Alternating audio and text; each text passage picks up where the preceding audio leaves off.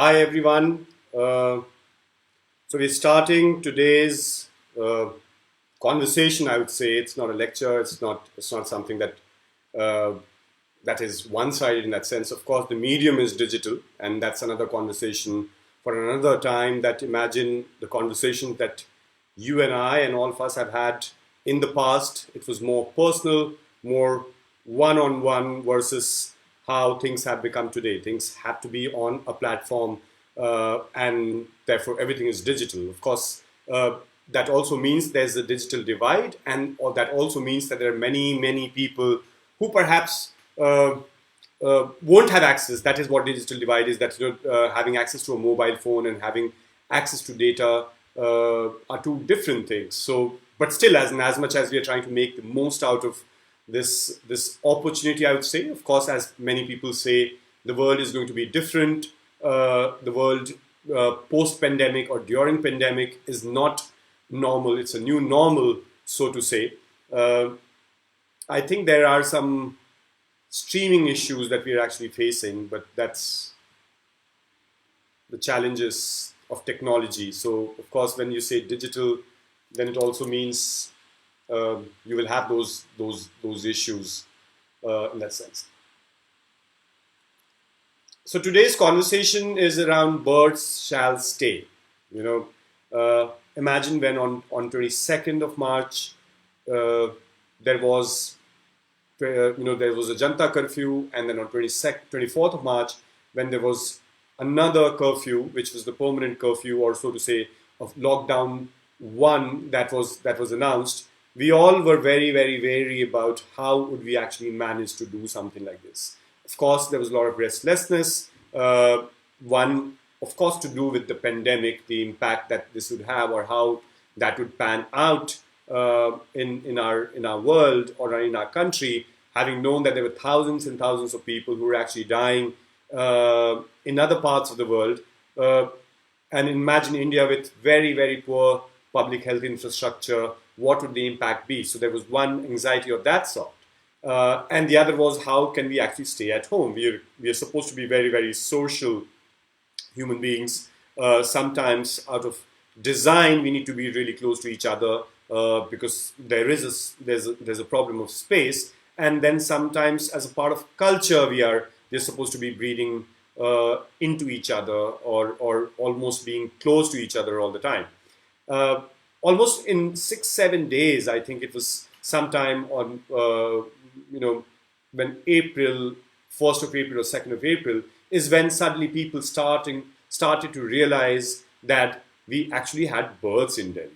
Of course, there was pin drop silence. There was no traffic outside, and the only thing that you could actually hear is birds and birds and birds. Of course, for some of us who wake up early, we were used to hearing these birds, but only in the morning. Versus now at around 12 at noon or 2 p.m. or at 4 p.m., what you only hear is birds in your balcony, in your front yard, in your backyard, on the streets, everywhere. So the birds have actually taken over our city, and that's a symbolic way of saying that there is something that fundamentally has changed in our country or in our world right now. And today's conversation is around, what is that change? Is that change sustainable? What are we actually talking about when we discuss the pandemic, or when we talk about a COVID world or post-COVID world in that sense? Of course, we've heard so many stories. We've seen so many videos of how we've had people from Saharanpur were actually able to see Gangotri. People in Himachal were actually in Punjab were able to see the mountain ranges of Himachal. We've actually seen the same story in different parts of Bihar, from where they've been actually able to see the mountain range. Uh, and then in Delhi, we've seen a cleaner Yamuna. We've seen cleaner Ganga in Haridwar, in Rishikesh, in Varanasi. There's so many stories from different parts of the country of our environment being cleaner than what it used to be. Now, one is to really look at that. Oh well, is it something which is rare? Yes, it is rare. Many of us who've been working on issues of Yamuna or issues of environment, we know that we had never imagined that there would be a river that would be so clean. In our lifetime, as in all of our work has primarily been to put pressure on the government, to ask the government to really clean our river bodies. Many of us who've been working on clean air, asking the government and the citizenry to not use firecrackers, or asking the government to really strengthen the public transport. So many of these air campaigners, we never even imagined an AQI of the level that we've actually found right now. Imagine 100 days out of 365 days, New Delhi used to have an air quality index of almost 400, 450, which is hazardous. So 1/3 of the year, your air quality is really bad, hazardous. Many cities shut down in that air quality. But here, the business was as usual.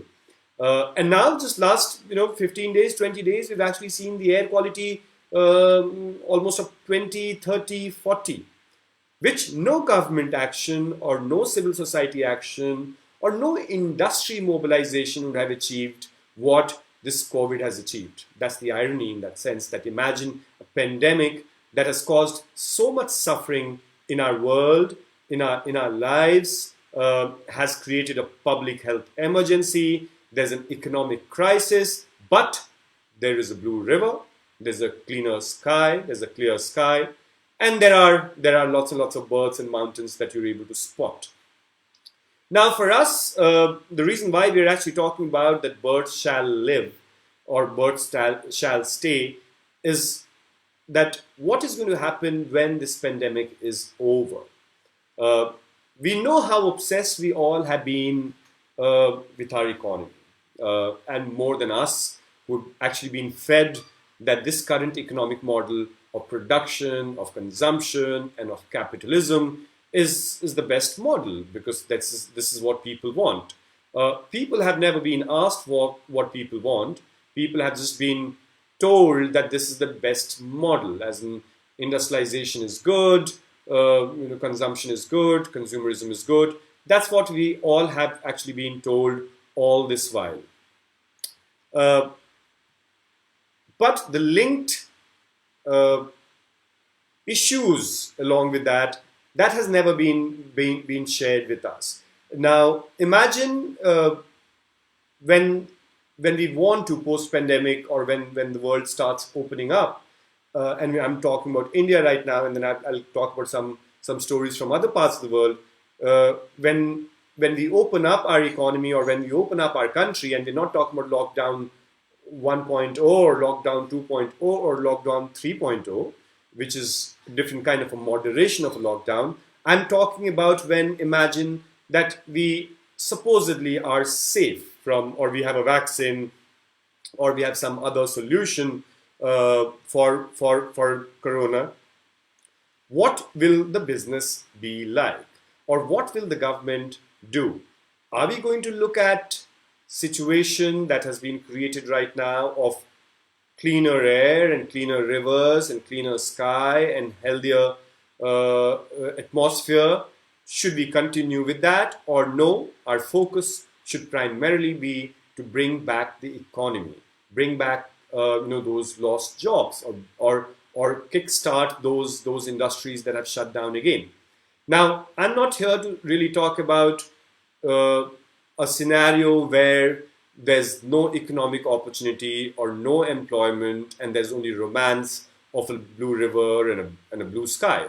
As in, that would be too much to ask for, or too much to imagine that there's nothing, for us to think in that sense, and only worry about our environment. We need to really strike a balance between development and ecology. But in that, every time someone tells us that there needs to be a balance between development or growth and ecology, these are the people, or that particular school of thought primarily means that development is more important than ecology. It's not in its fairness, as much as it sounds as if it's supposed to be genuine, it is supposed to be actually a balance. It is not a balance. We are saying that development is important, development is okay to be had at the cost of our environment. And that's the model that we've actually seen last 20, 30 years, post 91, post liberalization, globalization. In India, we've actually seen how it was extremely important, and the most critical thing for the government wasn't the health of its citizenry or the education of its citizenry or the health of its forests or its rivers, but it was about the GDP. That's a different matter altogether and a different conversation also, which perhaps one could have. Somehow I'm not able to see the comments in my, I'm new to this entire tech live thing, so I'm not able to see uh, if people are saying anything or people are not saying anything. Just 1 second, maybe it will be visible here. Going live. Let me just see. Comment moderation. No, I don't think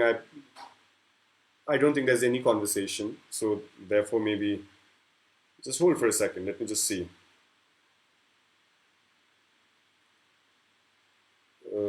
If there's another way to really check if there are comments coming from elsewhere. I think there's something that people want me to talk about.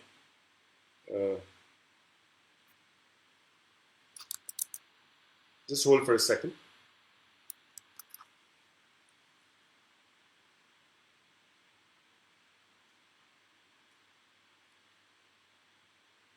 Yeah. Anyway, so that's what I was talking about. Is that that's another conversation to be had, to look at when we say development. Whose development are we talking about? Post 91, in last 30 years, almost 3 decades of liberalization, globalization, has it really taken poverty away from our country? Because that's the basic excuse, or that's the basic logic, or the reason that government tells us, or the proponents of capitalism, or the proponents of the current economic model, they keep telling us that we all need to really follow this path because that path is a good path. But that path is a good path for perhaps a few people. It's a good path for people who actually have money. The poor are still poor. In fact, there's abject poverty. There's destruction of rural economy that we've actually seen in last 3 decades of economic liberalization in that sense. So as much as we are eager to get back to our old model of economy or production in that sense, I think it's going to be extremely dangerous in that sense. Right now, looking at environment, let's look at some of the points, and I'm going to discuss air and water primarily. Air, let's look at what is the reason. Why is our air clean? Can we understand? We need to understand why is it so that in just 7 to 10 days, or perhaps just 4 to 6 weeks, that we've actually seen our air quality index has come to almost level of any European city in that sense. Air quality index of 17 to 20 to 30 to 40 compared to what we were used to. Now, there are different reasons of air pollution. So there are different factors in that sense. So if you look at overall air quality index or air pollution in New Delhi, almost 25 to 30% of that pollution is because of vehicular movement. Now, we all know that there are almost 10 million vehicles that we actually have in Delhi. Out of those 10 million vehicles, we're actually talking about almost 70 to 80% are two-wheelers. There are almost like 4,000 trucks that enter, the goods trucks that enter Delhi every day. And we have a deficit almost of around 6,000 to 7,000 buses. Now, the current government, the local government of New Delhi, they for several years, they've actually been saying that they're getting us those buses, because one primary demand or one ask of most of the environmentalists or most of the people who work on issues of environment has been, or on issues of air, is that where is my public transport? As in why are we actually moving people individually, either in motorbikes or in cars, and why can't we actually strengthen the public transport regime of New Delhi. And imagine if this is the situation of public transport in New Delhi, what would be the political will to really have a strengthened, solid, efficient, last mile connecting public transport in any other part of our country. So if Delhi is bad, other places are not even in that list in that sense. Public transport is pathetic in other parts of our country too. Now, so therefore, almost we say 30% of pollution is because of vehicles. Right now, with the lockdown, with almost an absolute shutting down of vehicular movement, both public and private, and only essential services being allowed, we've seen almost 90 to 95% vehicles have actually gone off the road. And that's one of the big reasons why the air is better today. Vehicles, private vehicles, polluting vehicles off the road. Why do I add polluting vehicles? Is because when we talk about these 10 million vehicles in Delhi, they're not clean energy vehicles. Of course, there's BS6 that was supposed to be implemented, and right now with this COVID crisis, we don't know what's going to happen with that. I hear that several petrol pumps or several fuel stations have already started to give BS6 fuel. But other than that, as in that still is a particular kind of a fuel, and oil-based vehicles that we're talking about, which is the majority of vehicles that we have. And therefore, we keep saying that we need to go electric in that sense, as in it's not just about replacing BS4 with BS6, but perhaps BS of any kind. BS can stand for whatever that you would want, to electric, but not electric, which is again, as in at the end of the day, if your electricity also comes from coal thermal power plants, then it doesn't make sense that you hear the look of it, you're actually driving an electric car or an electric bike, but that electricity to charge that electric bike or electric car, if actually comes from a thermal power plant, a coal powered plant, then it's redundant at the end of the day. Like, you might not be polluting Delhi, but you might be polluting the neighborhood where that perhaps that coal thermal power plant is. So coming back to that vehicular pollution, that's a very, very big relief for New Delhi when the vehicles have stopped. The scenario in this is that imagine if we had an efficient public transport. Do we actually need 10 million vehicles in Delhi to move 23 million people? The reason why, there are around 23 million people living in Delhi. The reason why there's an ownership of 10 million vehicles is because we only have a few thousand buses. I think 4,000 public transport buses. And now last couple of years, we've had the metro as well. But again, metro doesn't have the last mile connectivity. Metro also is an expensive mode of transport. A lot of people can't afford to really get on a metro. Idea of public transport is to be economic, efficient, safe, and accessible. That's what it is. But metro, in many ways, many parameters, the tube that we're talking about is not necessarily accessible, is not necessarily cheap. And therefore, if we are actually looking at a safer air quality regime going forward, we will have to look at a stronger public transport, a transport which is based on energy or which is fueled by energy that is clean, and something which is economic. Because at the end of the day, it's not just about having an electric car. How many people can actually afford to buy an electric car? Electric cars in India right now are more expensive, are almost 4 times to 10 times more expensive perhaps than a normal car, than a diesel or a petrol car. And similarly, the motorbikes as well that we're talking about. That is when we buy a private vehicle. But my basic point is that why even have a private vehicle, or why can we not have a strong public transport regime? And then after that you've had a stronger public transport regime, can we actually have cycle paths, walking ways, and many other infrastructure, road network support that we actually need to have. So mobility needs to be the focus of our government, and not the number of vehicles in that sense. As we need to We need to be able to move people together rather than individually. And because people have stopped moving right now in the last 45 days of lockdown, we've seen that considerable change in Delhi's air quality. Now, the second very, very important point of the reason of a cleaner air quality in Delhi has been the construction and demolition dust. Uh, we always say that Delhi doesn't need yet another building. Delhi is a work in progress all the time. There's every corner that you go to, there's some new building that is coming.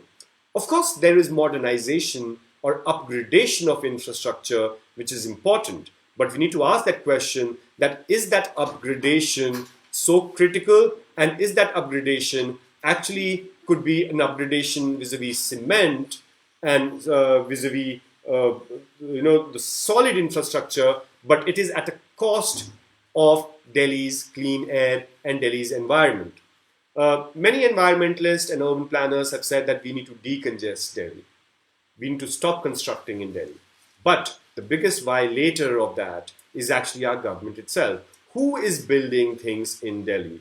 Other than those small little houses and constructions that you actually see here and there, which is very minuscule, the large part of construction activities, or most amount of construction activities in Delhi, is actually done by the government. So the government is the biggest violator, or the government actually is the biggest proponent of construction and demolition in Delhi. And we've actually seen how, when you're actually talking about renovating a structure, so imagine what they are planning to do and they will end up doing is, fixing this Sarojini Nagar or Nairoji Nagar area. They've actually dug up, almost 500 acres of land in the heart of South Delhi, and that's the South Delhi that we're talking about, where most of the public hospitals are, be it All India Institute of Medical Science or Safdarjung Hospital, and that's where the air quality is anyway really bad. That's where they're building, constructing malls and government offices and cutting down thousands and thousands of trees. And a lot of this construction is often pushed as in greater common good. One conversation that many of you would have heard of late has been around this Central Vista project, which is again a 20,000 crore project, infrastructure project that the government wants to get into. Government of India wants to modernize or upgrade the Parliament House, the Prime Minister's house, the government offices in one of the cleanest, greenest zones of New Delhi. I'm just going to take a water break.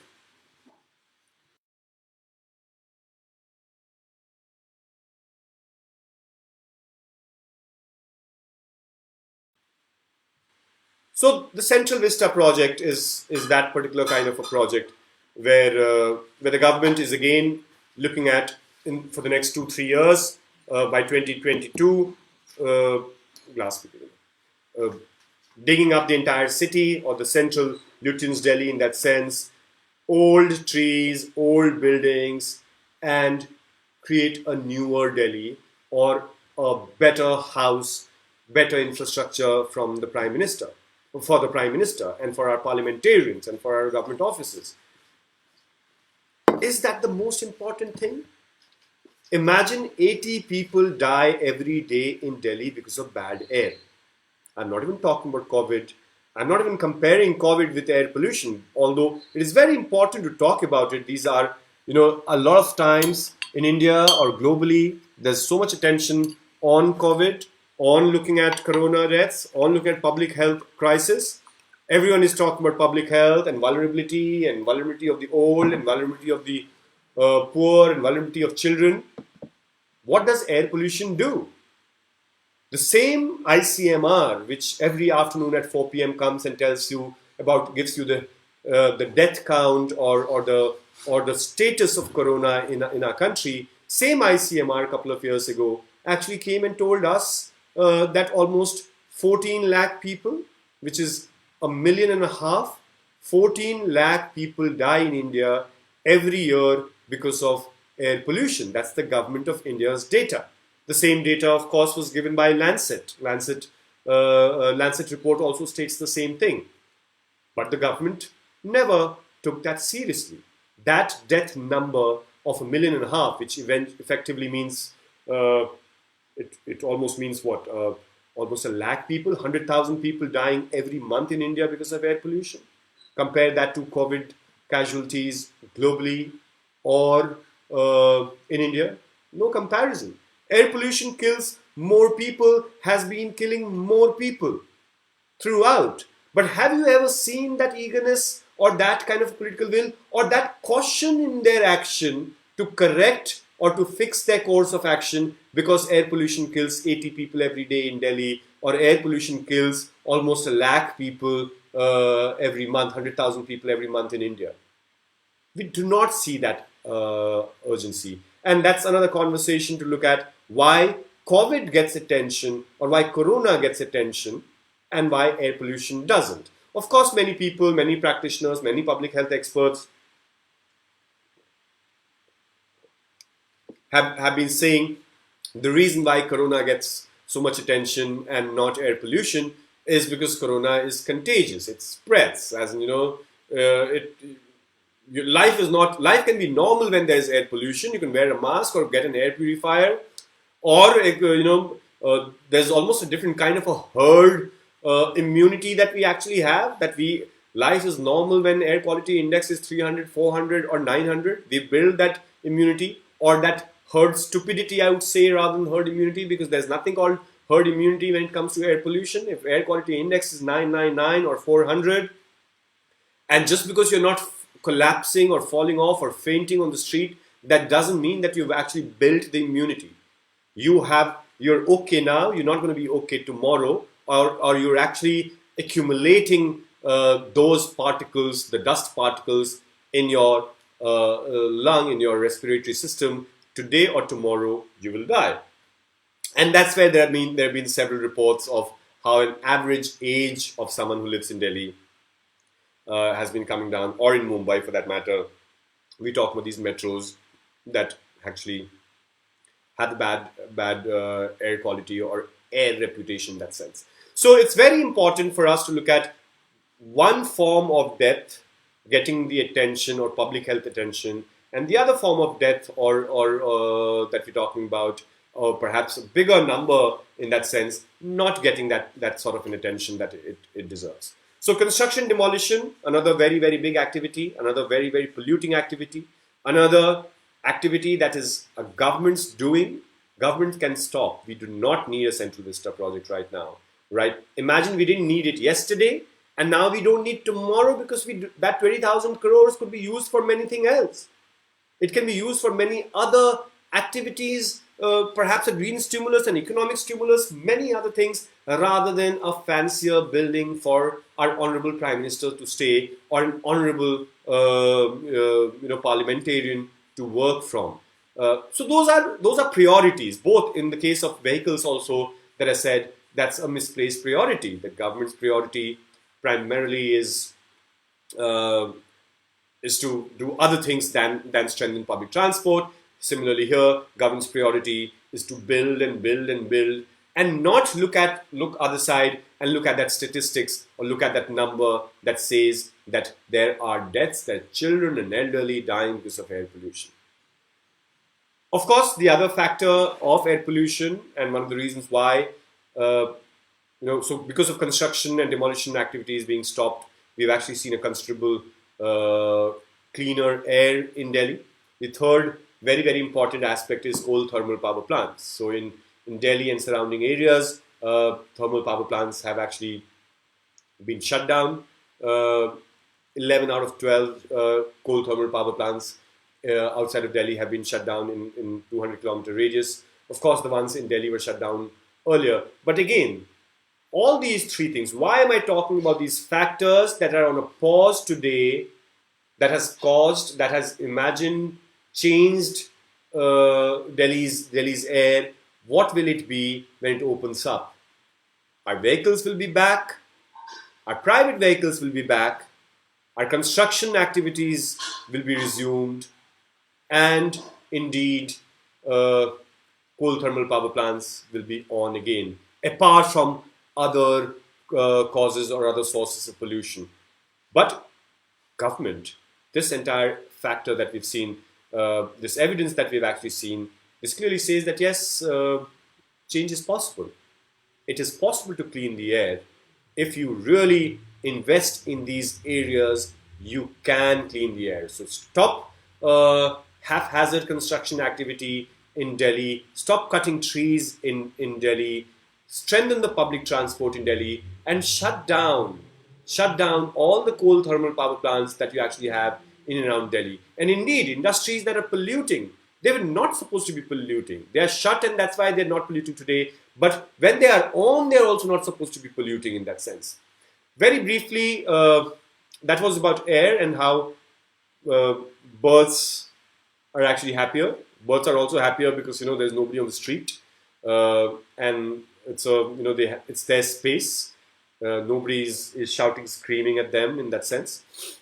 The other is water. Uh, One of the reasons why our Yamuna or Ganga is clean is because it's flowing.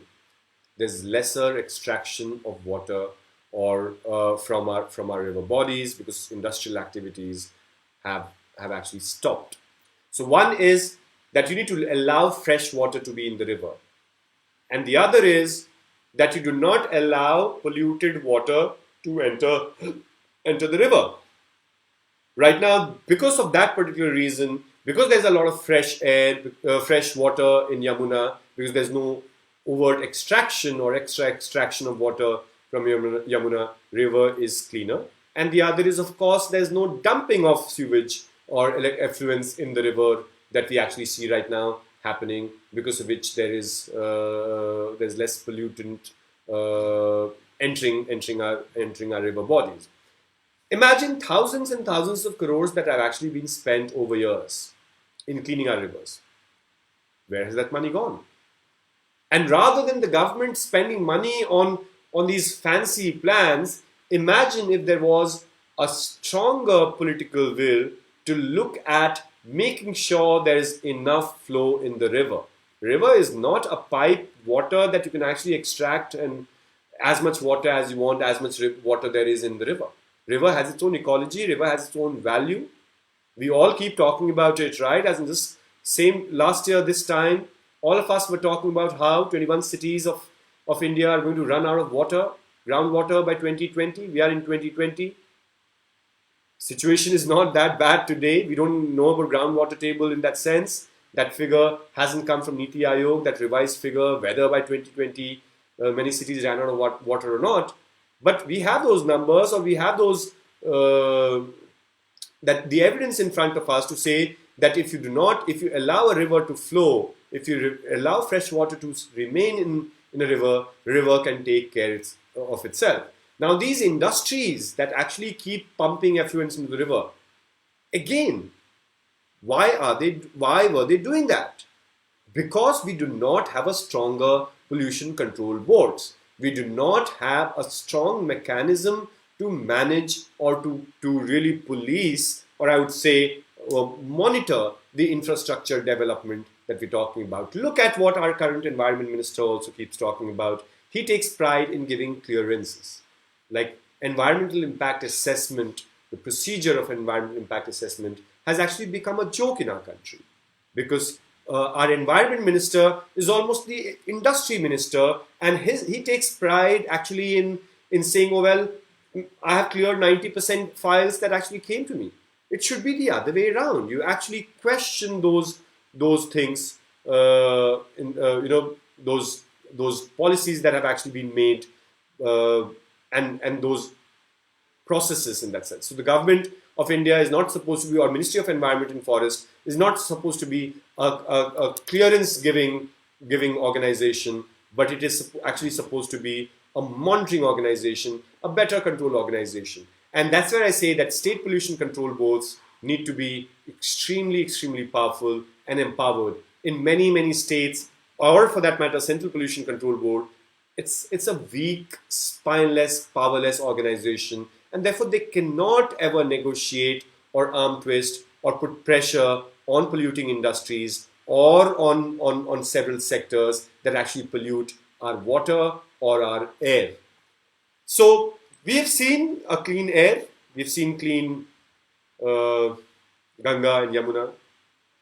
Post-pandemic, it's for us to demand better rules and better economic model. And I think it's also very important for the government to understand, as in imagine in New Zealand, there's been a whole campaign and now they've actually announced a green job opening, like basically saying that there'll be more and more green jobs or green opportunities or green stimulus that will be pumped in the economy.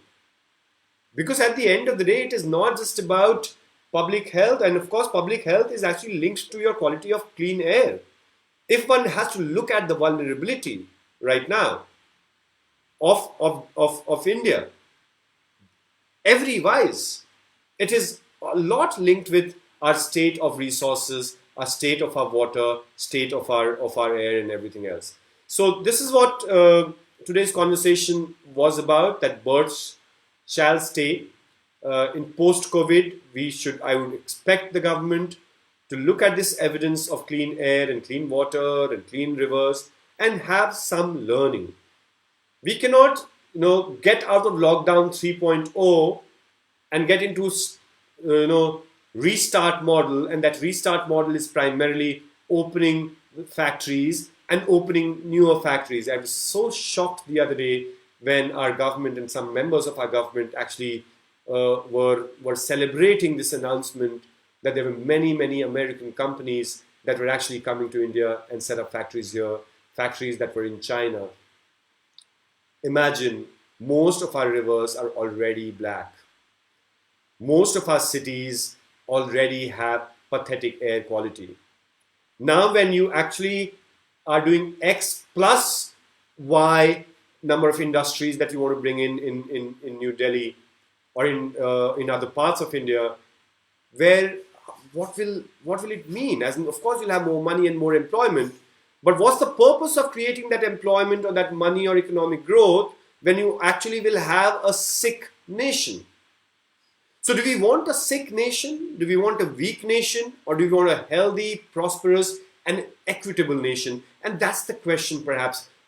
Wish this current opportunity, this COVID crisis, would have given some sort of an opportunity to the government to rethink and revisit of its plan, of its program, of its policy, and of its interventions. I'm still hopeful, as in I won't say that they're going to do it. I'm cynical a lot of times, and all the signs that we see around us, it clearly shows that the government is going to be back in that industry model. It's going to be back setting up factories and polluting its air and everything else. But let's hope and let's keep that purpose alive, that we could see a clean air and clean water, and we could see the birds and those spaces. That is possible if the government stops doing certain things that it's actually doing. This is not clean air and clean water is not the doing of the government. It's actually stopped activities of the government. When government stopped doing what they were actually doing is when our rivers have actually flourished. I'm not saying, therefore, that we shouldn't have a government, as in I'm not an anarchist. I'm saying, of course, we should have a government. I believe in democracy, but the government needs to start thinking. Government needs to start looking at data. A very interesting thing that has actually come out of this entire lockdown period is a lot of data that we have of every corner of our country, vis-a-vis air quality, vis-a-vis water quality, everything, that what impacts. Otherwise, it was a hypothetical question that many people were having, that maybe if we do this, the river will be clean. Maybe if we put, what's that cricketer's name? Gautam Gambhir was actually chest thumping about setting up, smoke towers and cleaning the air. No, you do not need smoke towers to clean the air. It's not about pollute and then suck the pollution. It's about actually looking at stopping the pollution from happening in the first place. And that is extremely important. Yes, Shalini, uh, right now, your question that how about individual wills to change their lifestyle? Absolutely. This is not a battle which is to be fought only by the government. You know, I talk a lot about the government because, of course, government is the biggest stakeholder, biggest shareholder in our public health. At the end of the day, you and I cannot, stop individually stop a Central Vista project, or River Ganga cleanup cannot be done. The setting up of a sewage treatment plant or setting up of a pollution control board can't be done by us individually. It has to be the government's responsibility.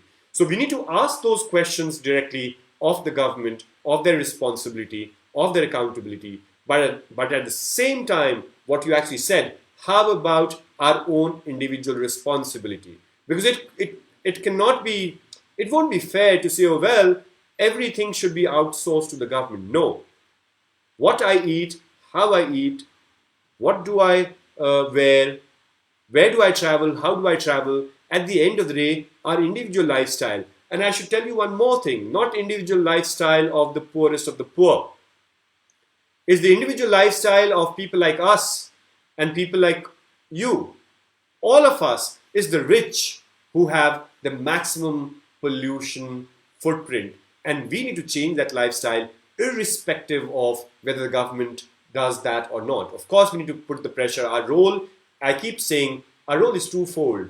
One is to change our lives, change our lifestyle, and see what can we actually move in our own lifestyle, sustainable lifestyle choices. And the other is that we cannot stop at our own level, but again, mobilize and move the community and the policy around it. Because me planting a tree or 5 trees or 50 trees or 100 trees is very important. I should do it. You should do it. You should all plant trees. But someone will have to stop someone from cutting those 10,000 trees that they are for that bullet train or for that Kidwai Nagar or for an infrastructure project.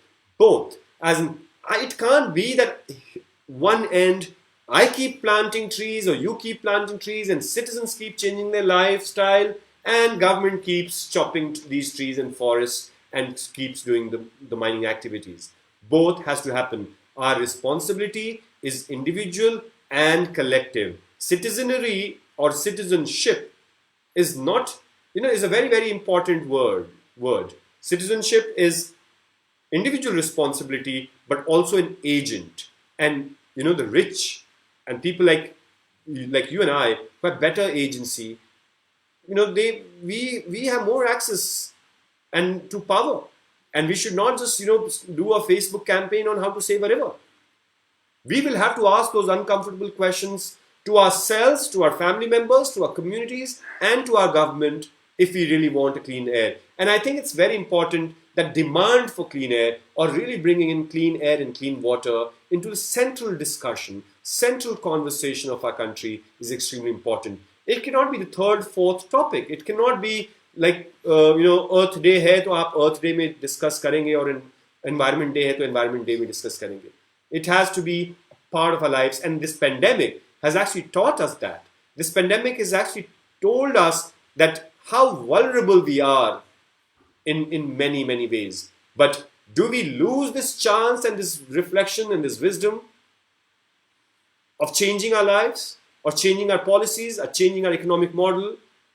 Do we lose the opportunity, or no, we course correct and we do something about it? Thanks a lot, everyone. As in, this was the first chat. I'm a little technologically challenged, and therefore, right now it's only one person. I hope to bring in more people and have these conversations more often and more interaction. I'm still learning how to do a Facebook Live and do a Facebook Live with these stickers and everything else. So please keep following,